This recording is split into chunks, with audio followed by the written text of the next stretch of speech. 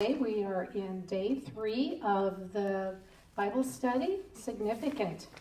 So tradition is our first lesson, but before we get started, let's have someone read Genesis 24, 1 through 9.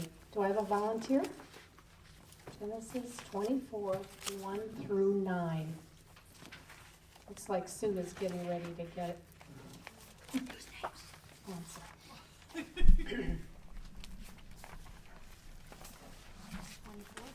Yes, 28, Genesis 28, 24, 1 through 9. 24, 1 through 9.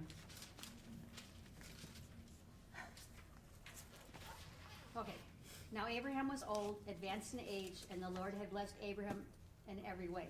Abraham said to his servant, the oldest of his household, who had charge of all he owned, please place your hand under my thigh, and I will make you swear by the Lord, the God of heaven and the God of earth, that you shall not take a wife for my son from the daughters of the Canaanites, among whom I live. But you shall go to my country and to my relatives and take a wife for my son Isaac. The servant said to him, suppose the woman will not be willing to follow me to this land. Should I take your son back to the land where you came? Then Abraham said to him, beware that you do not take my son back there. The Lord, the God of heaven, who took me from my father's house and from the land of my birth, and spoke to me, who swore to me, saying, to your descendants I will fill this land. He will send his angels before you, and you will take a wife for my son from there. But if the woman is not willing to follow you, then you will be free from this my oath. Only do not take my son back there.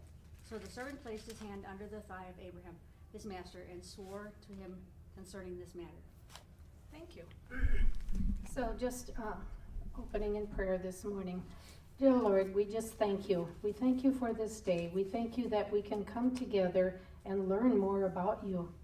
Open our eyes, Lord, to your word. May it seep into our hearts and help us to know, love, and serve you more.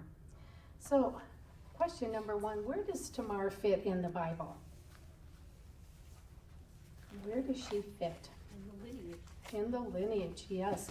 And if you look at Matthew 1, she's actually the very first woman mentioned. She's number 1 as far as a woman mentioned in the Bible. Her story is one of deception. It's one of seduction. She was a Canaanite woman. She was off limits to God's people. Does it seem unfair that Joseph would get passed over as an ancestor to Christ? I know we talked about that last week. How do you all feel about it now as you've been reading the lessons? Think it was unfair that he was passed over? No.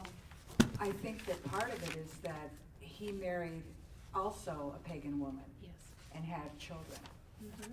And so while he was an amazing man of God, he had kind of disobeyed this part of it about not marrying foreign women. Mm-hmm. Exactly. Thank you. So, all have sinned, right? We all fall short of God's glorious standard, according to Romans 3:23. We all have sins in our past, and this proves God can use a mess up. Have you ever jumped to conclusions without having all the facts? No, never. So easy to do, isn't it? So Rachel in the book our author was telling about how her husband falsely accused their daughter of not cleaning up the dishes after a meal, where actually she had put her dishes away. It was actually some of her siblings' dishes. So sometimes we jump to conclusions when we don't have all the facts. So as we've learned, the Canaanites were off limits to Abraham's family. His sons were to marry within the family. You may recall Isaac's older brother disobeyed the family tradition. In Genesis 27:46, Rebecca really emphasized her feelings about this tradition. She said, I am disgusted with living because of these Hittite women. If Jacob takes a wife from among the women of this land, my life will not be worth living. So she was fully enthralled with tradition. Okay? Some people question God's rules. They think they're very strict, and they are. They sometimes appear to be excluding certain people or certain cultures. And it carries on even today. We have hate groups, we have white supremacist groups, and that they twist scripture even to fit their needs and to support their prejudice, which is so unfortunate. Could we have a reader for 2 Corinthians 6, 14, and 15? Let's see, who has their Bible? It's right there, so 14 is there and 15 is just down a little further. Who would like to read that? 2 Corinthians 6, 14. Becky, do you have it? I do. Okay. Don't team up with those who are unbelievers. How can righteousness be a partner with wickedness? How can light live in darkness? Okay, so as a teenager or a young adult, were you cautioned about dating someone who was unequally yoked to you? I know my parents, that was very, very important to them. I was raised Catholic, and, they always said, well, if you're dating anyone, make sure he's Catholic. So that was very, very important to them.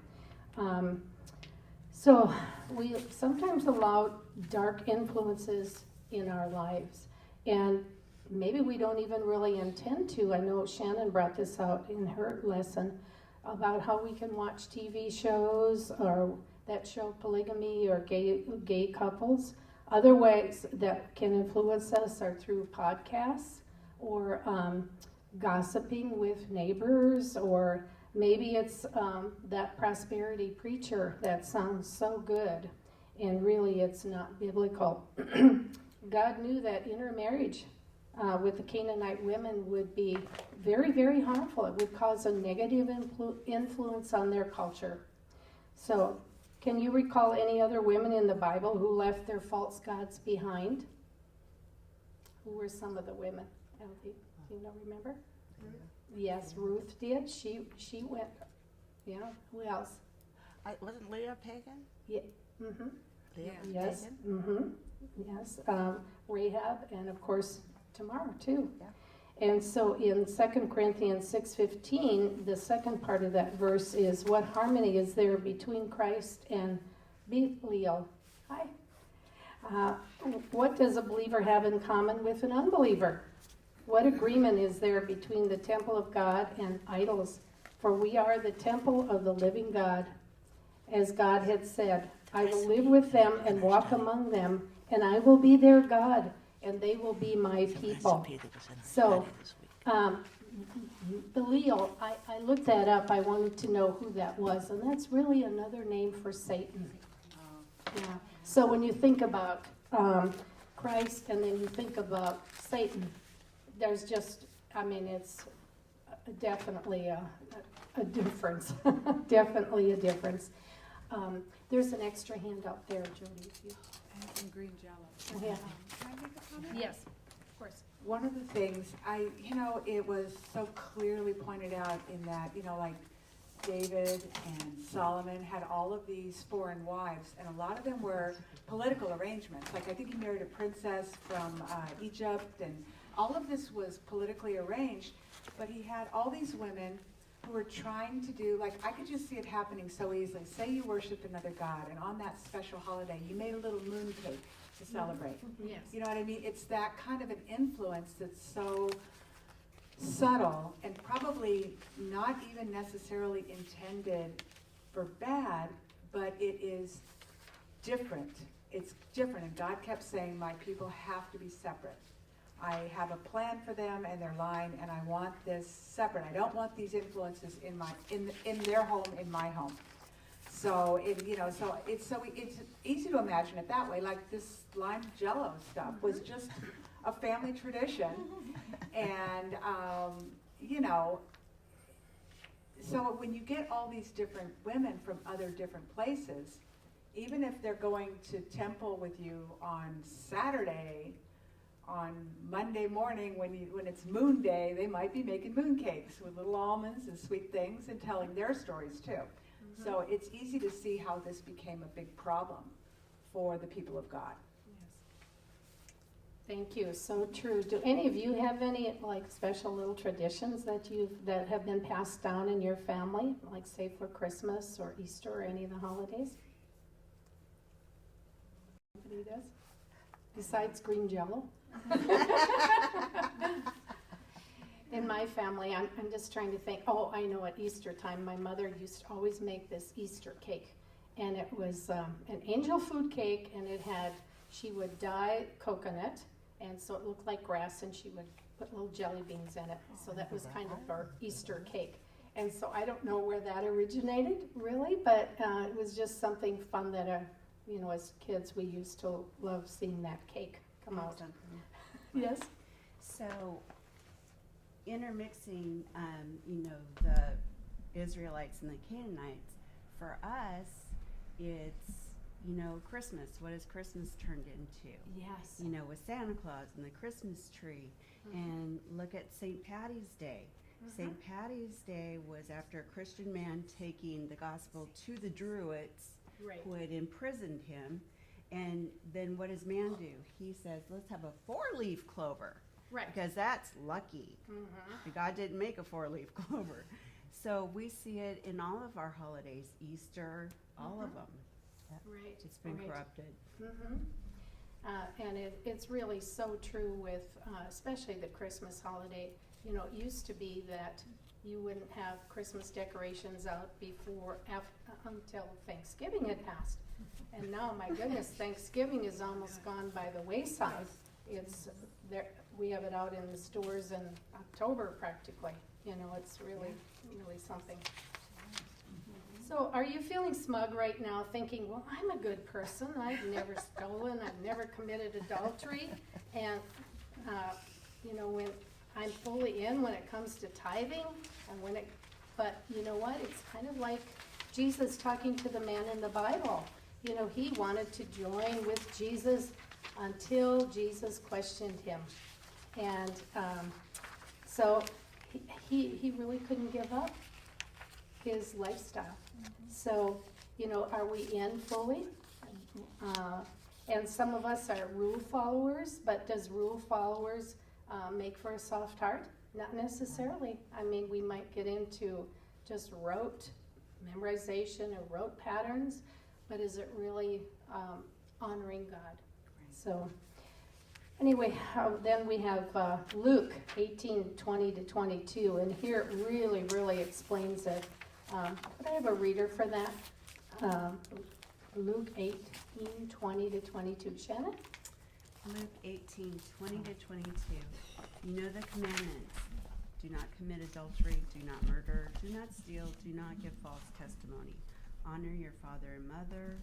All these I have kept since I was a boy, he said. When Jesus heard this, he said to them, you still lack one thing. Sell everything you have and give it to the poor, and you will have treasure in heaven. Then come follow me. And so did he follow him? No, he wasn't willing to give up his worldly possessions. So it says that we may be in fully when it comes to tithing, but then there are other things we may not be willing to give up. And so rules can be empty, or they can become a religion for us. So conclusion to day one's lesson was rules help us when they keep us from temptation, but following empty rules easily becomes empty religion. Okay? So then in day two, from bad to worse. So I liked Rachel's analogy here about a naughty dog.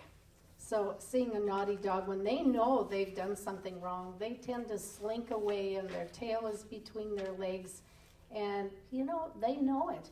And here we have, Judah in the Bible. So he was our first example of human trafficking. Mm-hmm. After Joseph was gone, he just skipped town. He went to live with the Canaanites. And is that what God would have wanted him to do? Absolutely not. He went to stay with his friend Hiram in Adullam. He did not obey his father Jacob. He married an Israelite. And as a result, he went his foolish way. He caused heartache for his family, and he met a gal there named Shua, and of course he got married. And after a time, they had 3 sons. They had a son, Onan, and Shelah. And so, here again, bad company can corrupt our good character.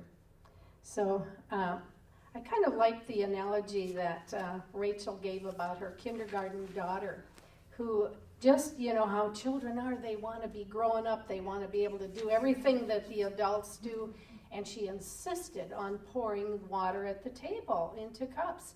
Well, the glass pitcher, you can just picture it, they're heavy.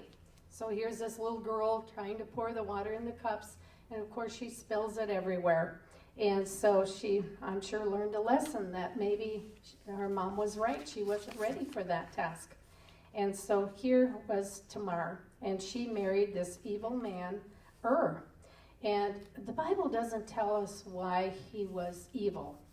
I checked, I couldn't find anything on that, but we just know that he was an evil man, and because of it, he died.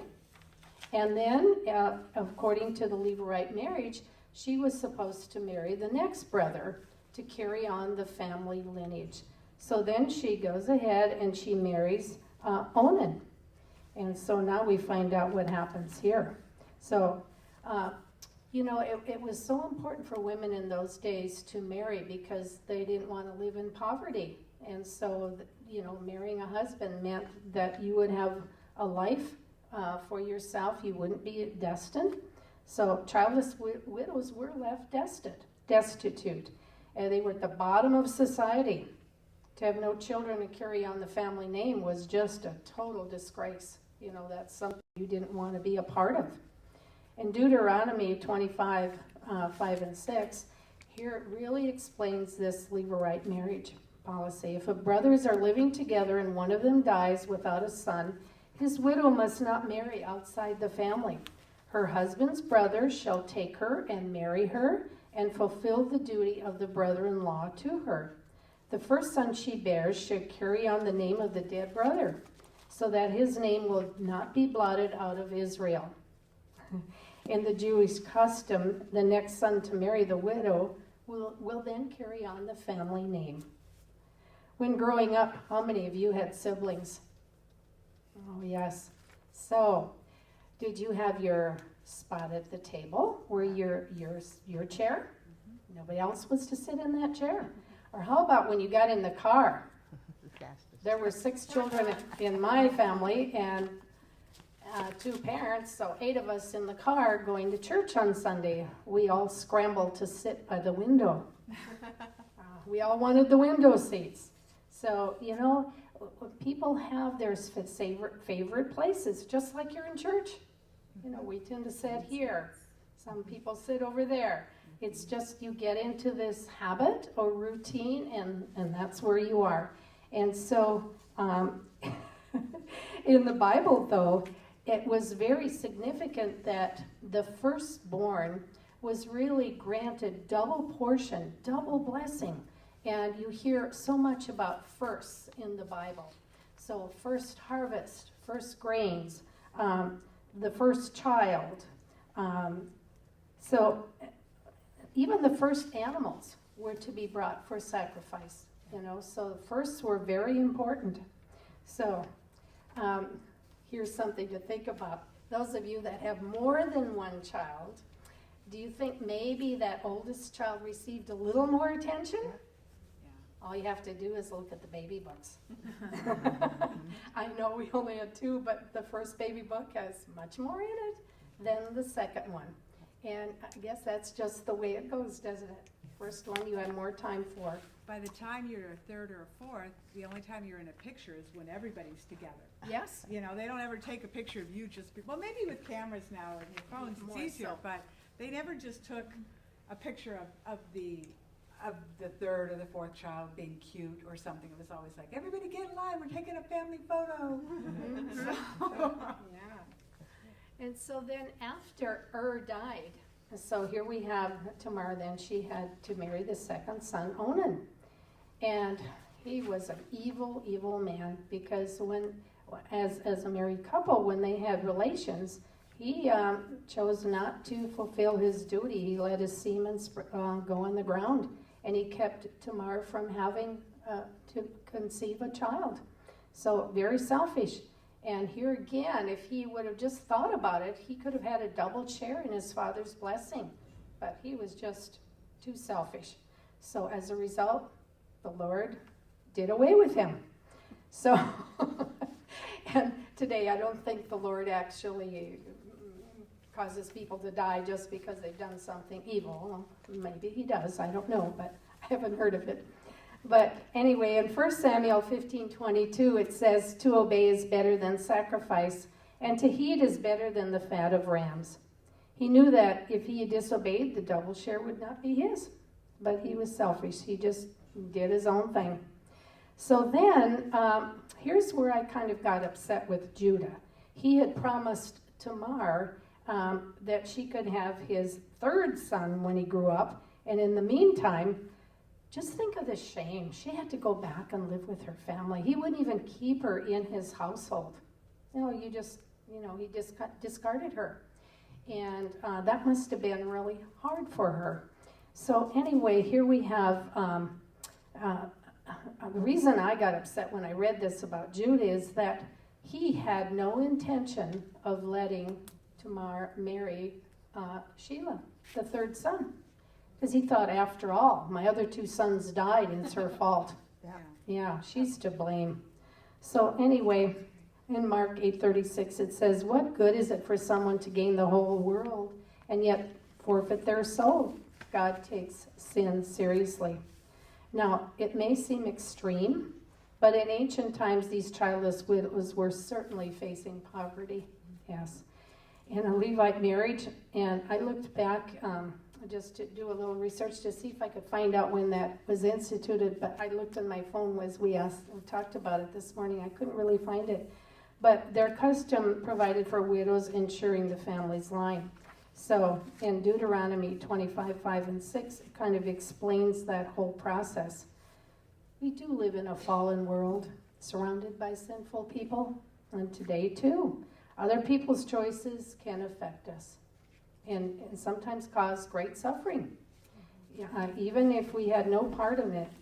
And you think back, some things stay with us. If our parents ever said unkind words to us, those words last a long time in our memory. Or a friend's betrayal. Maybe you had a good friend and all of a sudden they just completely didn't want to have anything to do with you. Or maybe your husband's poor judgment. Tamar suffered much, but God didn't abandon her. In Isaiah 61:2b, it says, "To comfort all who mourn and provide for those who grieve in Zion, to bestow on them a crown of beauty instead of ashes, the oil of joy instead of mourning, and a garment of praise instead of a spirit of despair. They will be called oaks of righteousness, a planting of the Lord." And you all know oak trees are one of the sturdiest, strongest trees on earth. God can redeem us in our rebellion, and he can transform our places of rebellion to victories. And so here again we have Judah in Adullam near the valley of Elah. It was an important place in history. David was there. That's where he defeated Goliath. And later he returned there to hide from Saul. God protected him and his family. And, just think about that. There were 400 men there, and here he was hiding in a cave. I don't know if all 400 men fit in the cave, but anyway, they were in that valley and they hid. David wrote in Psalm 143:57 and 34 at Adullam, "Have mercy on me, for in you I take refuge. I will take refuge in the shadow of your wings. I will praise you, Lord, among nations. I will sing of you among the peoples. For great is your love, reaching to the heavens. Your faithfulness reaches to the skies. Be exalted, O God, above the heavens, and let your glory over all the earth." That's one thing I've always loved about David. He just seemed to have so much joy. And it was because he was really into the Lord. And it really comes through. Now, we know that we're bound to suffer in the wake of others at times, but God transforms our situation if we follow his steps. So the third day was lady in waiting. There's no fear in love, but perfect love drives out fear. So here we are with Tamar. She had married 2 husbands, and they were both struck down by God. And so here again, Judah told Tamar to go back to her own family and live there until the youngest son was old enough for her to marry. And you think about this, the age difference. So she would have at least been in her 20s, maybe late 20s, and here this son is just born, and she's supposed to wait for him. Okay?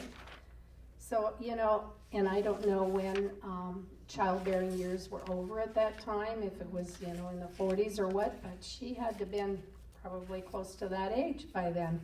And so, Judah thinks it's all her fault. So, I have a question for you. Do you think anything would have changed if Tamar had married Sheila?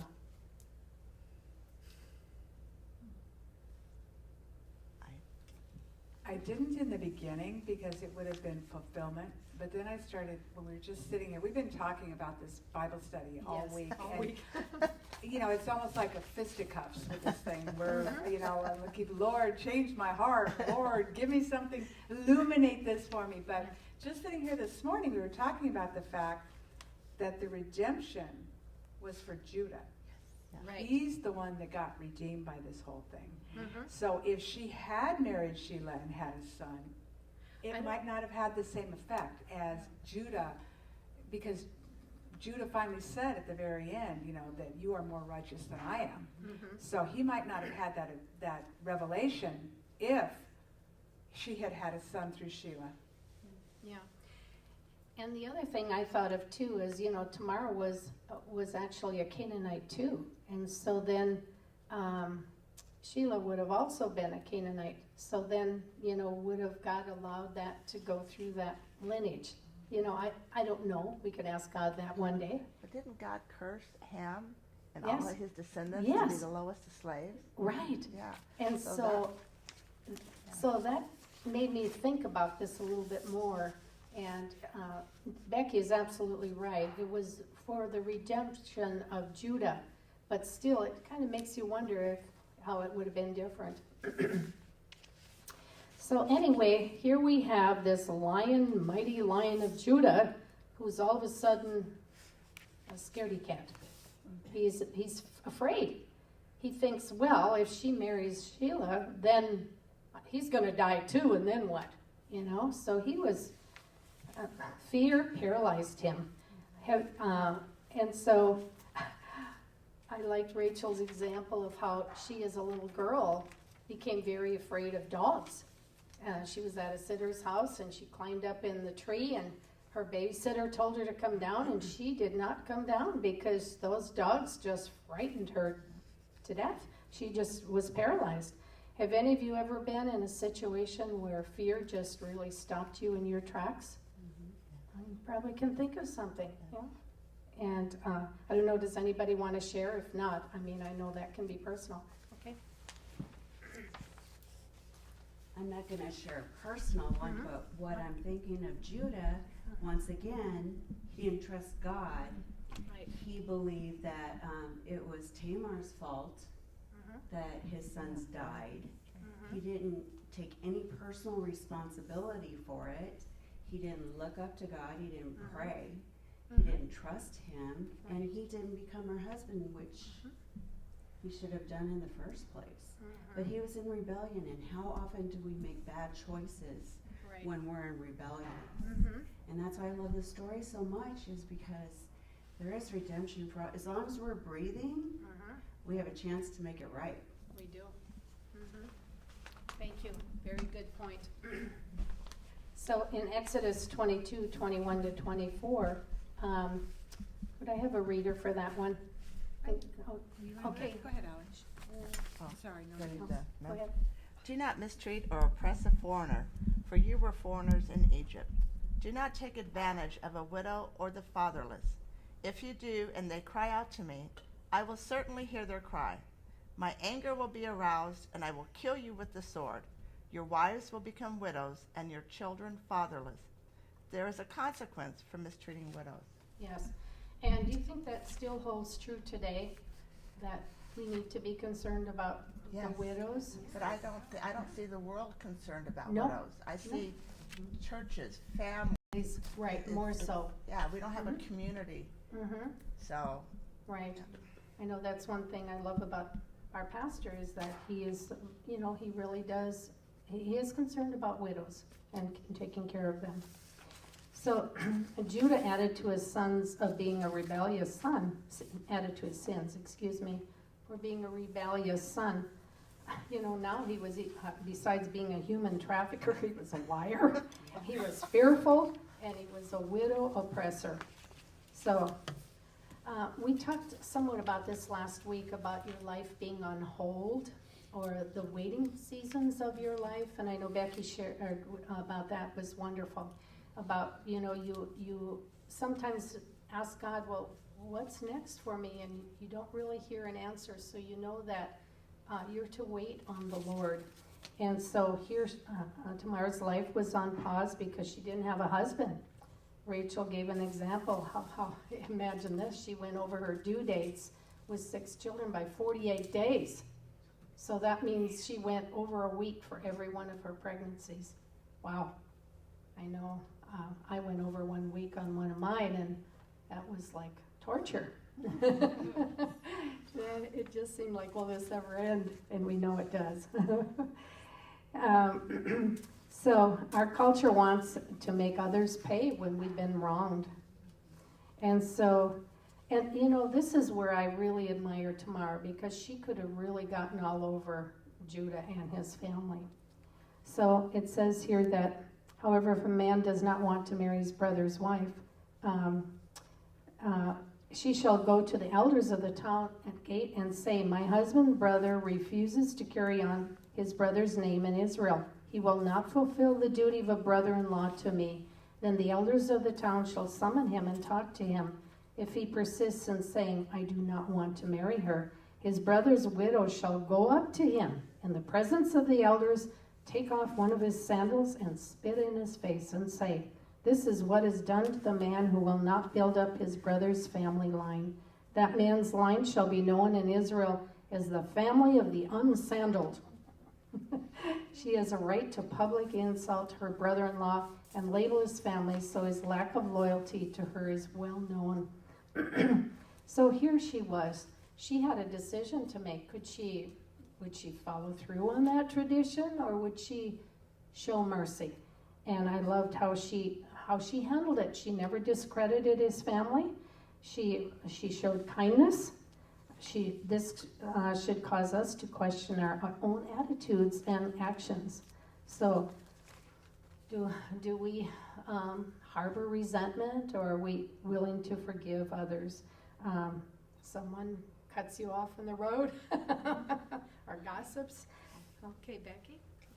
Well, one of the things I got from this particular day is when you're waiting on the Lord, that you need to ask for strength to wait patiently on him. Yes. So it's not like a passive thing where you're just an amoeba floating around in a dish waiting for something to happen.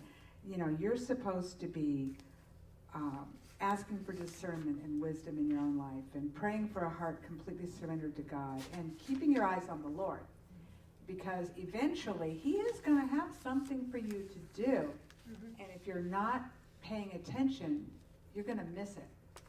So it's an active form of waiting. It's not just like laying there and eating Cheetos and watching TV going, well, he'll let me know when he needs me, okay? You have a part in this waiting part too. And one of the things I wrote down was, am I willing to lay down my rights to follow God's lead even when it hurts? And, typically my first answer is probably no. So maybe in my quiet times while I'm waiting, I have time to re-examine the decision and ruminate on it and absolutely decide. But one of the things I got the best out of this was that we get small opportunities for merciful living that show up every single day. Right. And I know God promises us that to whom is faithful in the small things, I will give big things. And I'm sorry, guys, I didn't have a chance to look up exactly where it is. But I love that one because it's like we need to practice these little acts of mercy so that when the big one comes along, the one we're waiting for, we'll be ready. Can I add one more thing to that? Sure. Okay. She did all of those things, and she wasn't resentful. She wasn't blaming other people. She wasn't wasting her time. Right. Looking at her misery, she was coming up with a solution. She was turning to the Lord. And how much time do we waste when we are resentful or we hold a bitterness and, we're looking at those people and the situation instead of, Lord, how do I get out of this situation? What's my answers? Right. It actually hurts the person. It hurts you more than it hurts them. Exactly. Right. And so, Luke 27:31 says, "But to who you are listening, I say, love your enemies. Do good to those who hate you. Bless those who curse you. Pray for those who mistreat you. If someone slaps you on one cheek, turn to them also. If someone takes your coat, do not withhold your shirt from them. Give to everyone who asks you. And if anyone takes what belongs to you, do not demand it back. Do to others as you would have done to you." And that's really the golden rule. I know as a teacher, I used to really work with my students on the golden rule. What you want done to others, that's what you want done to you. And teaching kindness to children is such an important lesson. So here we have Tamar, forgotten Canaanite widow, a nobody, being part of God's history. She changed that whole redemptive plan, which was really, really marvelous.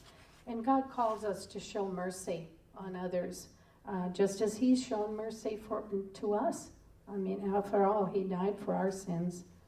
And so in day 4, Tamar's unconventional time, it says, plan. In uncomfortable times, are you the one to choose fight or flight? Anybody want to comment on that? Depends on the situation. It does, doesn't it? It does. Depends on how important it is, too. Yes, exactly. I mean, if it's not that important, you're going to just kind of let it go. But if it is important to you, then you stand up for it. I know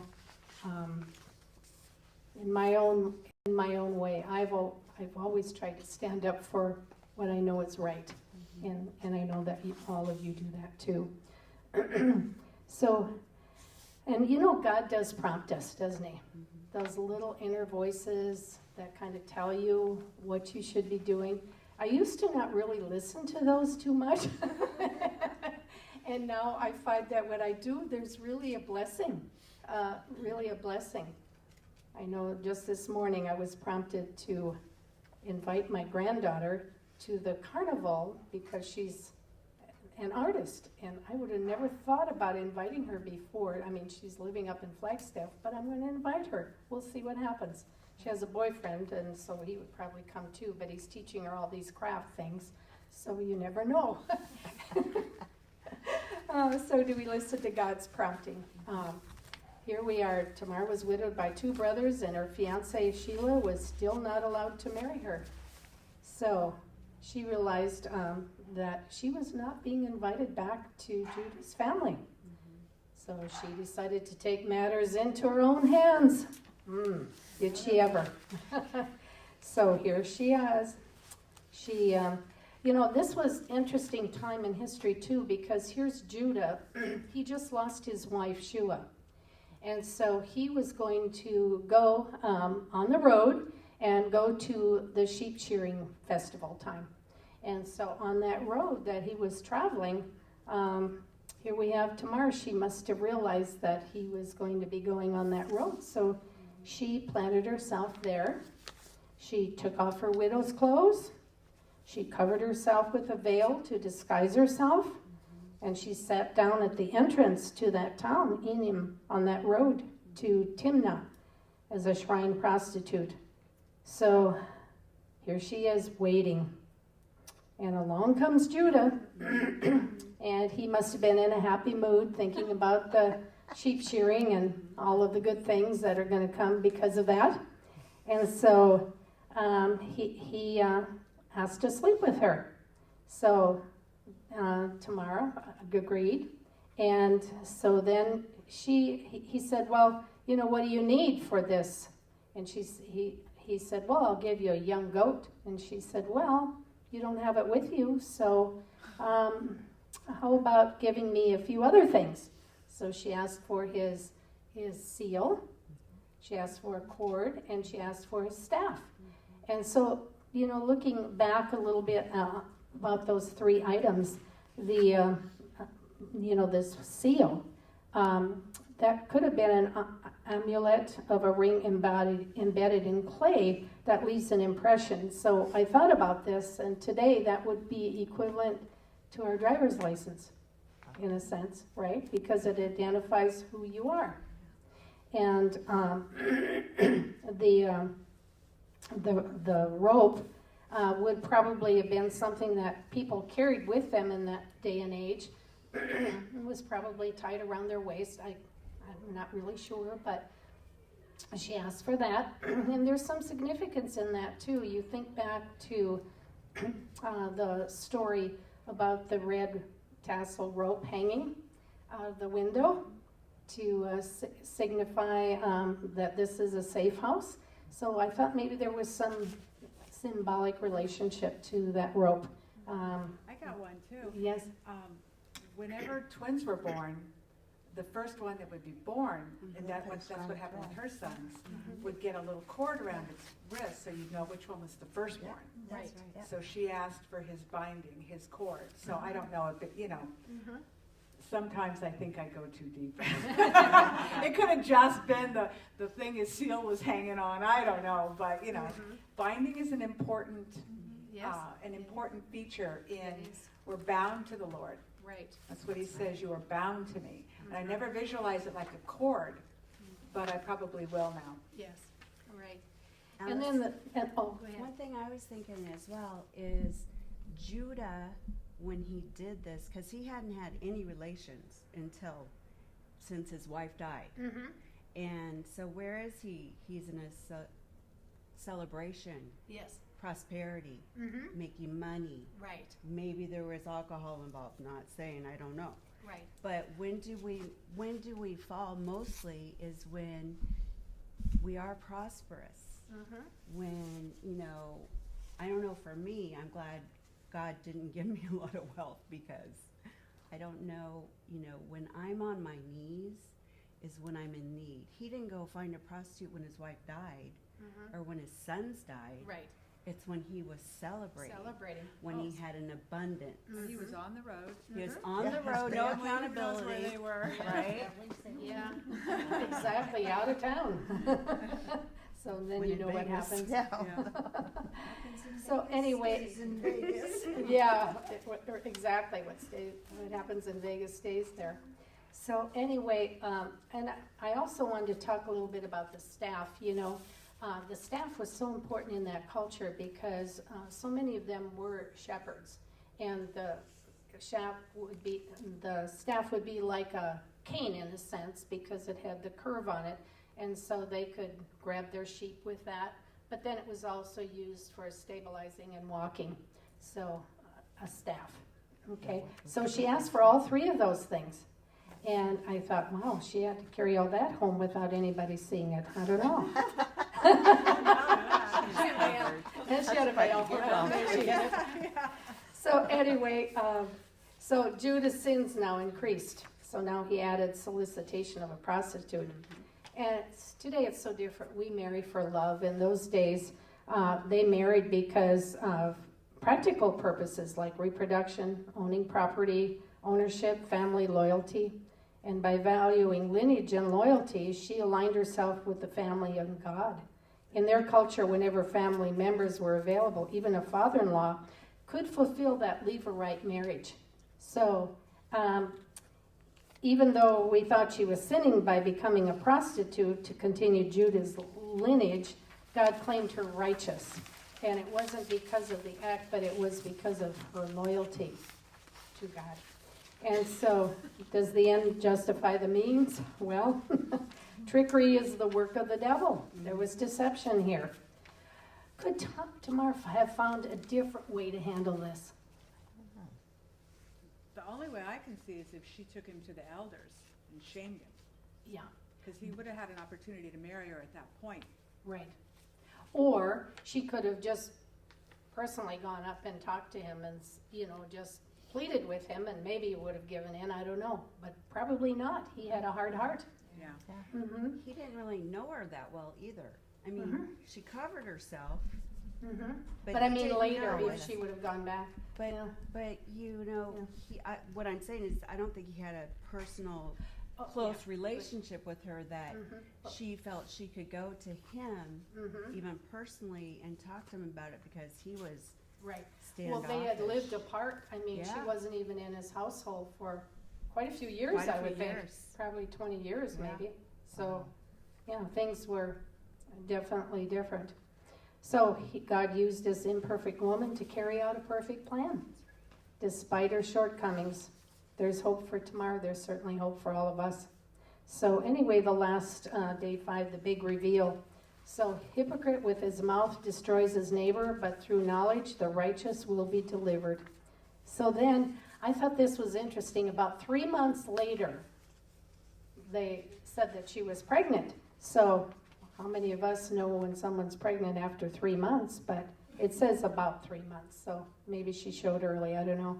Your daughter-in-law, Tamar, is guilty of prostitution. As a result, she's now pregnant. So Judah said, bring her out and have her burned to death. So that was the punishment in those days. If there was a woman that got pregnant outside of marriage, they were burned to death. So, or stoned. Yeah. Mm-hmm. And he was willing to let that little baby die, too. Yes, As exactly. soon as she was pregnant. Right. Well, it Yeah. wasn't, Do you think he would have waited till the baby was born? I don't think and I don't then know. said, I don't kill her? think so. I don't know. That's pretty, really quite disastrous. So here we are. But here's where it gets interesting, because sometimes, in our own lives, when we're tired, we lose our patience with our children, our workers, or we become offended. So Rachel says it's time to put down our stones. For women in adultery, a stone meant no more condemnation. So the wages of sin is death. Like the adulteress, we've all been released from death's sentence through Jesus' death on the cross. So then if we get back to the story then. So she was more righteous than him. And he finally admitted that. He said, you are more righteous than me. And she could have shamed him. She could have taken him in front of the elders, but she didn't. She let him confess. And so I thought that meant a lot more. I mean, it wasn't like he was being disgraced. Here he was. He could own up to what he had done. So, in a sense, she was, let your light shine before others, that they may see your good deeds and glorify your Father in heaven. And that's exactly what she did. And so here we have Judah, who had a hard heart. He didn't want her to marry, didn't want, his last son to marry her. And he realized then that, his heart became softened. He completely changed the way he lived. So, went on to say that, I thought this was it, going on with the story anyway. I lost my train of thought here. So anyway, yes, his whole life changed in that he turned his life over to the Lord, and he was willing then to help out his family. When there was a famine, he went down to Egypt and he brought back food, not only one time, but a second time, and took his younger brother Benjamin, and even said that if the Pharaoh wasn't willing to keep, that he was going to try to talk him into keeping him instead of his brother. So you can see where he really did have a total turnaround. I wanted to just mention a couple other things too. Rachel talked about this, what does burning coals on your head mean? Well, I know that if there were burning coals on my head and my hair got scorched, my hair would become even thinner than it is right now. So anyway, it means that if burning coals on your head means then that you would feel remorse for your sins, and that it would be turning good from evil. Interesting, isn't it? Isn't there something in the Bible? I can't remember exactly. Just when you were saying the words burning coal, it reminded me where an angel of the Lord came down and touched someone's lips with a burning coal. Do you guys remember that story? What happened there? I don't remember anymore. But it was like a gift from God. Yes. And it's like, I was going to say Isaiah too. is it a revelation? It's a revelation too, or you're actually finally able to verbalize. And so the idea of keeping burning coals on someone's head out of your mercy and your gentleness and your submission to the Lord is maybe that's what it was. Maybe it becomes a godly revelation at that point. I think so. It's not about you anymore. It's No. not about your mercy. It's about someone receiving a burning coal from the Lord. And their eyes are open or their lips are open. Something gets opened up by that burning coal, and they are available now to the message. Right. I think it's really just an awareness of God's calling or being obedient to God. So Rachel gave an example too of how her husband showed mercy. They were at a vacation property, and some of their neighbors had a party, and of course they had soda cans and beer cans and all of this left on their property. And so he was kind of upset when it came time to mow the lawn, but then realized that, he needed to practice forgiveness too. So he cleaned up the mess, and when the young man saw him cleaning it up, he offered to do so, and he just said, "I've got it." And so he instead of being angry with them, he just, went about it in a kind way. And so I'm sure it probably taught that young man a lesson, So the prodigal comes home. So here's Judah. He learned his lesson. He completely turned around his life. And he was concerned about his family now, about their survival. And so he went and, did what he had to do for his family. And he was really redeemed. Remember, he was the one who sold his brothers into slavery, and now he was willing to be a slave in order to save his brothers. So these actions proved his change of heart. So, and here again, we can correlate that to Jesus' love for us by his being willing to lay down his life for us, as Judah was willing to lay down for his life for his family and, his brother. So, leaving a legacy. So here again, when we talk about legacies, a lot of people want to think about all the to-dos, the things they've done or the things they've accomplished or how much money they've earned and, how famous they are, all of that. But here again, Tamar was rewarded because of her nationality and her mistakes. Her loyalty made her a heroine. So she was the first mentioned in the bloodline of Christ. And only 4 were mentioned, and she was number 1. She was the first. And so what I love about Tamar is that her Christ-like heart of mercy and repaying evil with a blessing and never failing in her loyalty to God and his people. So today, I think we're going to be a little bit early. I guess I talked too much and didn't give you people a chance to talk, but I brought some stones, and I'd like you all to take one. And this will be a remembrance for you as far as reminding you of how God showed mercy to Tamar. She could have been stoned to death. Instead, she laid down her stones of judgment and revenge. And so God can make beauty out of hopeless situations. And this rock, I noticed on the cover, it said it was like sea salt. And so I think it was from Pakistan, and so it's from the Mideast. But I thought, well, it's kind of, stones were really significant. I know when we went on our trip to Israel, Pastor asked us to pick up the white stone and the black stone. Yeah, and so then you think about all the artwork and so on over there. So, a conclusion, a woman of true mercy can melt hard hearts, turning the tides of evil for good, bringing repentance to the wayward and giving glory to God. So, anyway, they're kind of interesting stones, aren't they? Yeah. Mhm. I found those at Michael's. Thanks for the tip. Oh, so, closing in prayer. Thank you, Lord, for your truth, which sets us free and helps each of us to live in the light. Let us have a deep loyalty to Christ and his calling upon our lives. I pray that you, God, will have grace for our past mistakes and repentance to help us move forward. So I know I did a lot of talking, so any comments from any of you on anything that we touched on today? There's the other page too, some discussion questions there. Really more about mercy, isn't it? Mm-hmm. Yes. It just shows that sin splatters.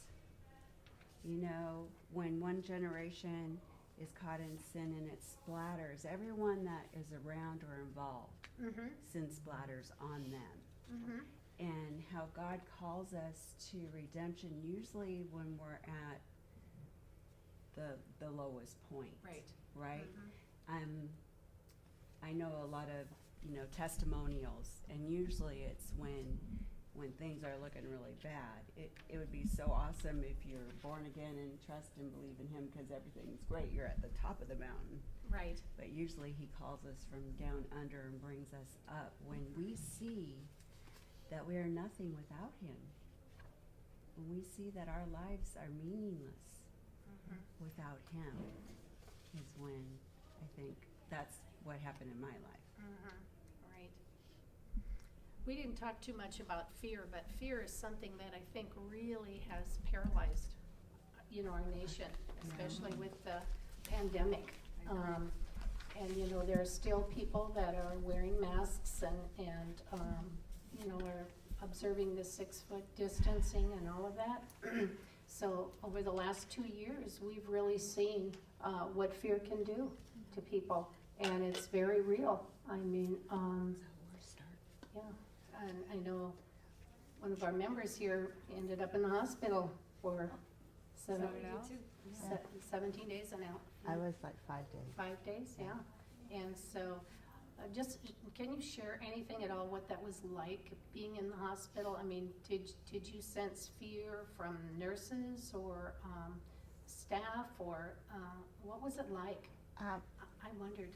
Honestly, We couldn't go visit you. no one could come visit me, and honestly, the less I had to do with the nurses, the better, because they were always coming in anyway. But I just knew I was going to be okay. I knew I just had to get through it, and I wanted to get out of the hospital so much that I had to get my oxygen up. So I'm walking around my room all by myself, and the nurses Trying were to probably get- watching. My monitor was always beeping, but I was walking. I thought I went out of this place, Right. and they let me out. I wasn't quite ready, but they said, "We know you're gonna do what you're supposed to do." I went home with oxygen, and I had Becky, and so I was in good hands. Yes. Praise the Lord. Yes. I just want to say, this first thing when we saw it on the media in China, where people were walking That was around Oh, terrifying. and all of this and the fear, and I thought, surely this will never happen in America. I We'll know. never. That's what I We thought will too. never do that. Never. Yeah. And that's what fear does. That's what Satan uses. Mhm. He uses fear to trick us up to follow the narrative, to be sheeple, Mhm. right? Right. And so it takes courage to go against what we know is not right. And I knew this was a pandemic, like now everyone's saying. I was never afraid of it. And I had it, and I was very, very, very sick for 2 weeks. I couldn't even lift my head off the couch. But if I was going to die, I knew where I was going. Right. So I And still so you wasn't had afraid. hope. The one thing too, all during my life, whenever I am indecisive and whenever I don't know exactly what to do, is when I'm under the most trouble, Yes. because I don't know where to go. And so, the wonderful thing is that because of God, I have let Him have some of my problems in the past, and after I have done that, I don't have any more worries about Yes. it. I mean, I literally released it. It brings tears to my eyes. But when I released it, when I didn't know what else to do, my back is against the wall, and I was fighting evil, I had to let it go. I couldn't punish. I couldn't do anything to the person. But when I let it go, I had immediate peace, which was fabulous. Right, Because right. I'd gone through months, I was losing my mind. I Yes. was becoming obsessive about, Right. because I am sometimes the letter of the law, and if I think that something is really, really wrong, that's when I'm ready to fight. Either it's developments in my neighborhood when they came in. I spent 2 years fighting against developers and attorneys, and all I was a homeowner. But I thought, not in my neighborhood. We're not going to do this. So the call was strong, but having the Lord to call on and say, either I can't fix this or help me figure out what to do, has been the saving grace, you know. Right. So Would you like to share anything? I know you were at the hospital for, was it 17 days? 17 days. Yes. I know, we were praying for you. Thank you.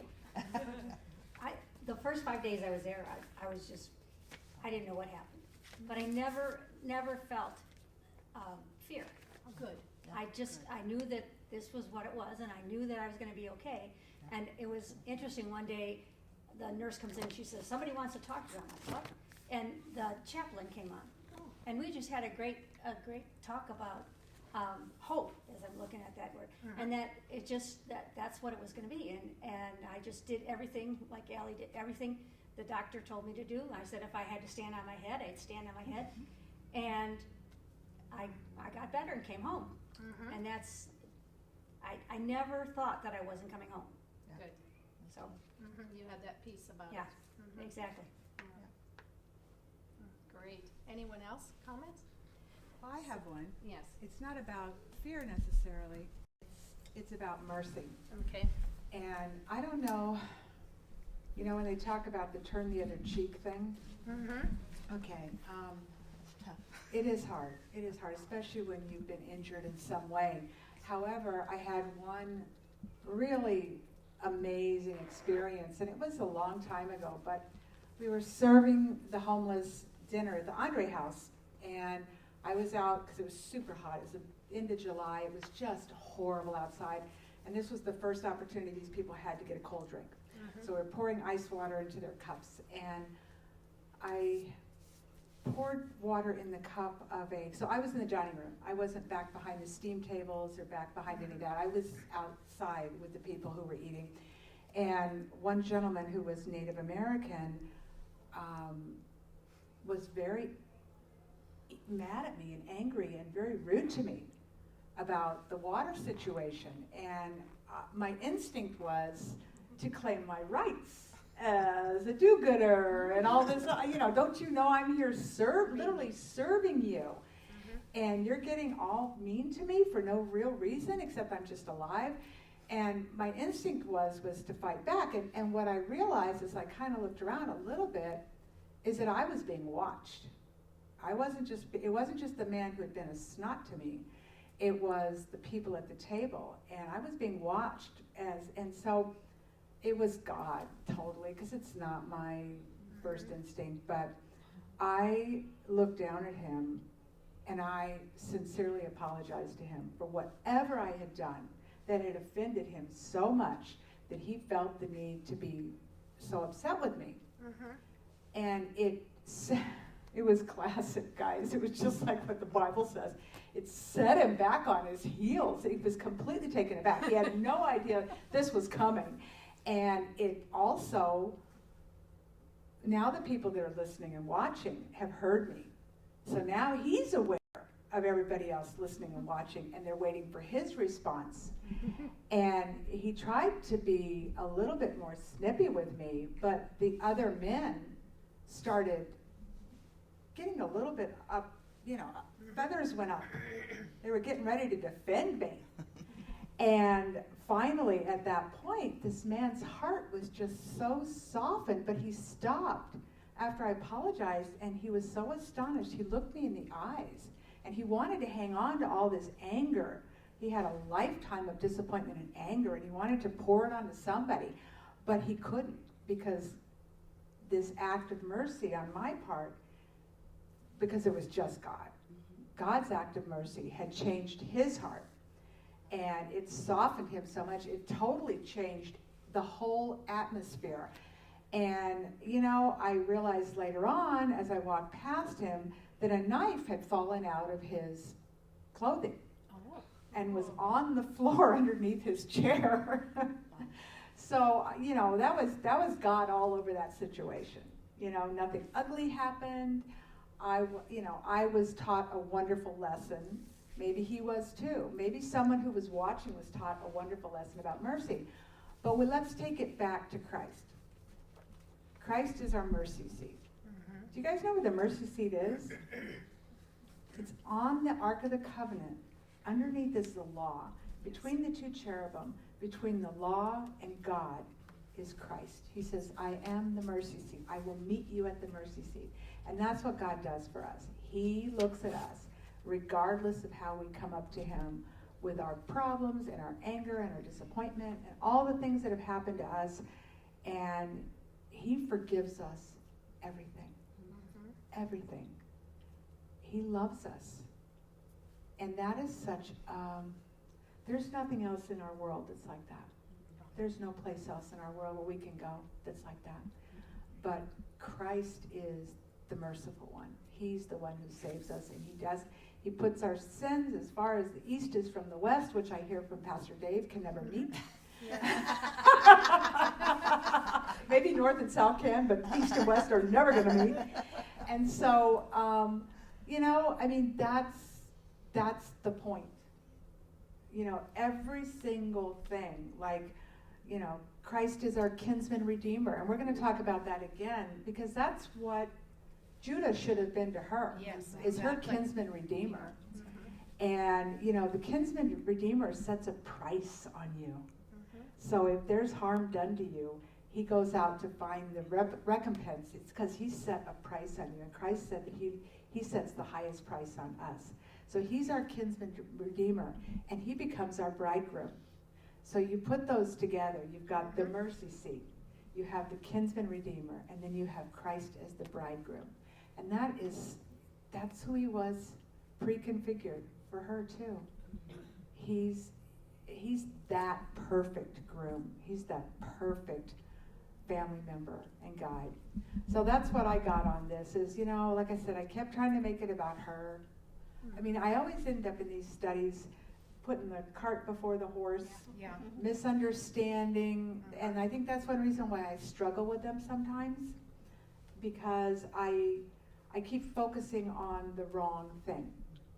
And this story was more about Judah than her, and it was much more about mercy and being redeemed than it was righteousness even, or following the rules or any of that kind of stuff. Yeah, God Thank never you. calls Judah a righteous man. No. Just add it to the Yeah. Any other comments? Well, I guess it doesn't hurt if we finish a little early, does it? No.